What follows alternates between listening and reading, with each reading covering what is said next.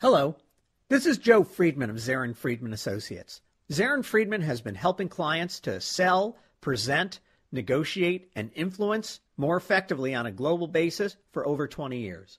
Welcome to Selling Skills. The ultimate objective of these sessions is to make sure that you sell as effectively as possible and close more business. For that reason, in this module, we're going to review the two biggest mistakes that salespeople make, and then we'll also talk about topics that will be covered in upcoming sessions. What's the biggest mistake that salespeople make?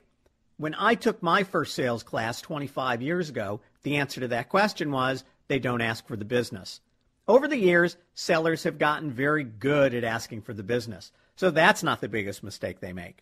What it is that they continue to talk too much.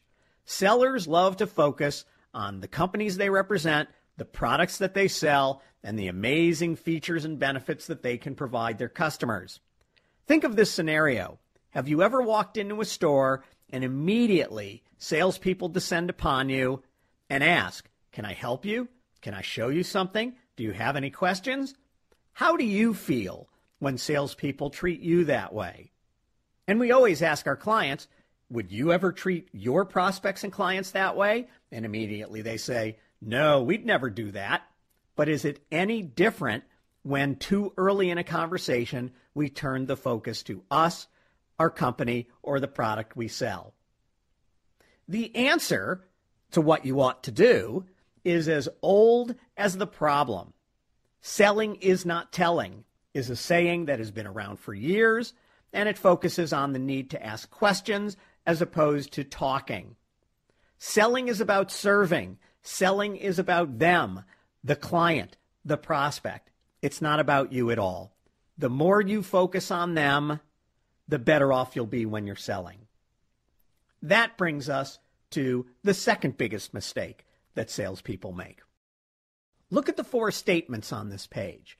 Imagine that each one is a different thought that might come out of the mouth of a prospect or a customer.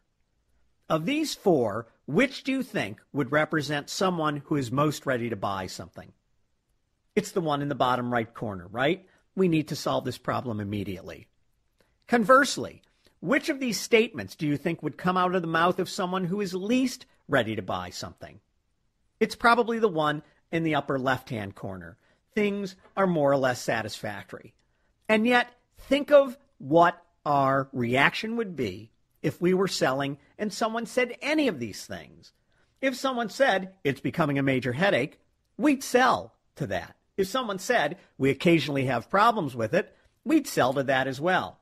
And in fact, if someone said to us, "It's more or less satisfactory," we would use our good selective hearing to ignore the word more, hear the word less, and at least demonstrate our capabilities for that person.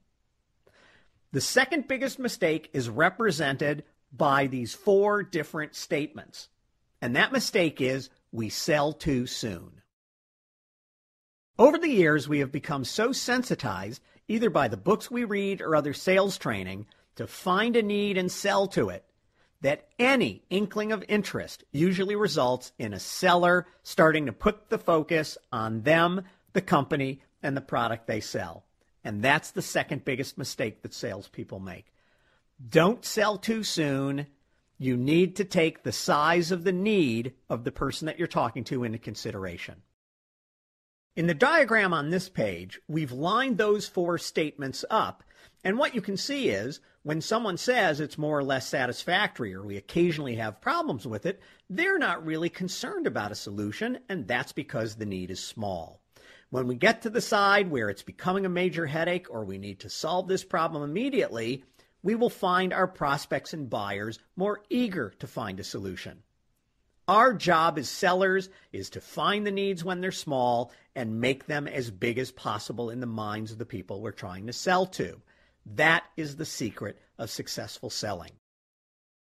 So, the best piece of advice we can give you as you look at your own selling activity: grow the need as big as possible before you put your product on the table.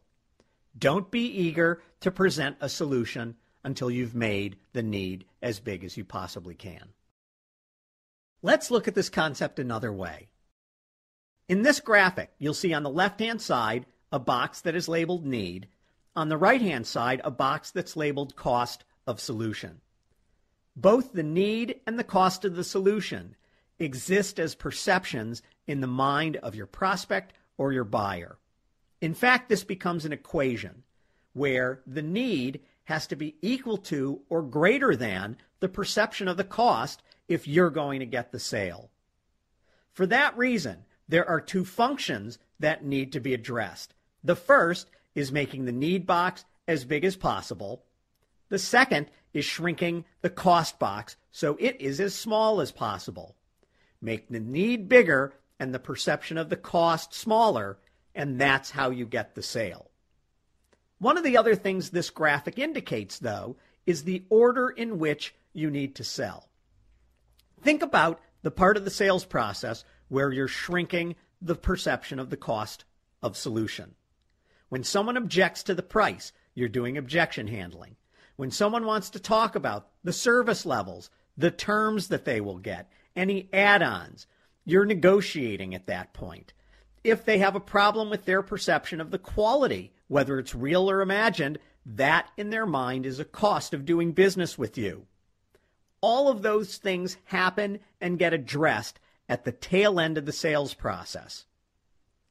Think about whether you are the buyer or the seller when you get to the objection handling phase, when you're trying to negotiate, what's the next step?